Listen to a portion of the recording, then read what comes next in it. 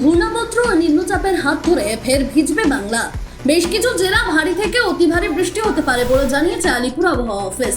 জানা যাচ্ছে, বঙ্গোপসাগরে তৈরি হচ্ছে নিম্নচাপ, তার প্রভাব পড়তে চলেছে সরাসরি দক্ষিণবঙ্গের আবহাওয়ায়।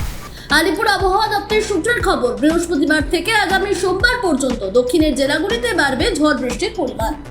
জানা যাচ্ছে, পশ্চিম, মধ্য এবং তৎসংলগ্ন উত্তর পশ্চিম বঙ্গোপসাগরের উপর 3.1 থেকে 5.8 কিলোমিটার উপরে বায়ুমণ্ডলের উপরের স্তরে ঘূর্ণাবর্ত অবস্থান করছে।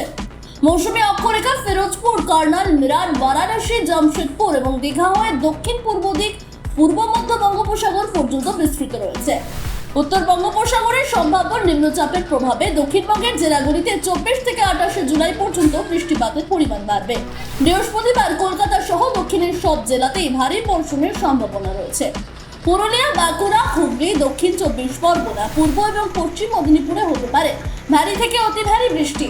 জারি করা হয়েছে কমলা সতর্কতা। কলকাতা সহ দক্ষিণের বাকি জেলায় ভারী বৃষ্টির পূর্বাভাস রয়েছে, সেখানে জারি করা হয়েছে হলুদ সতর্কতা। বৃহস্পতিবার কলকাতার সর্বোচ্চ তাপমাত্রা 35.2 ডিগ্রি সেলসিয়াস, সর্বনিম্ন তাপমাত্রা 27.8 ডিগ্রি সেলসিয়াস। আজ দিনভর আংশিক মেঘলা আকাশ থাকবে। বিক্ষিপ্তভাবে কয়েকটি এলাকায় হালকা থেকে মাঝারি বৃষ্টির সম্ভাবনা রয়েছে।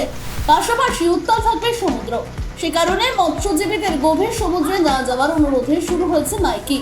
এছাড়াও মৎস্য দপ্তরের পক্ষ থেকে মৎস্যজীবীদের গভীর সমুদ্রে আগামী 4 দিন ধরে মাছ ধরার উপর নিষেধাজ্ঞা জারি করা হয়েছে। ব্লক প্রশাসনের পক্ষ থেকে দুর্যোগ মোকাবেলায় নেওয়া হয়েছে প্রস্তুতি। উপকূল তীরবর্তী এলাকায় যে সকল জায়গায় মাটির নদী বাঁধ রয়েছে সেখানে বিশেষ নজর দেওয়া হচ্ছে। মাটির বাড়িতে থাকা মানুষজনদের স্থানীয় ত্রাণ শিবিরে যাওয়ার জন্য ব্লক প্রশাসনের পক্ষ থেকে অনুরোধ করা হচ্ছে। মজুদ রাখা হয়েছে পানীয় জল এবং শুকনো খাবার। অপরদিকে উত্তরবঙ্গে ইতিমধ্যেই শুরু হয়েছে হালকা থেকে মাঝারি বৃষ্টি। আবহাওয়া দপ্তরের পূর্বাভাস অনুযায়ী দার্জিলিং, কালিম্পং, জলপাইগুড়ি, আলিপুরদুয়ার এবং কোচবিহারে আগামী দিন 4-5 ধরে ভারী বৃষ্টির সম্ভাবনা রয়েছে। দুই পার্বত্য জেলায় জারি হয়েছে অতি ভারী বৃষ্টির সতর্কতা।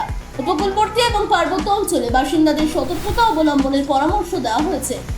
প্রয়োজনীয় হলে স্থানীয় প্রশাসনের সঙ্গে যোগাযোগ রাখারও অনুরোধ জানানো হয়েছে। Bureau report, sky news Bangla.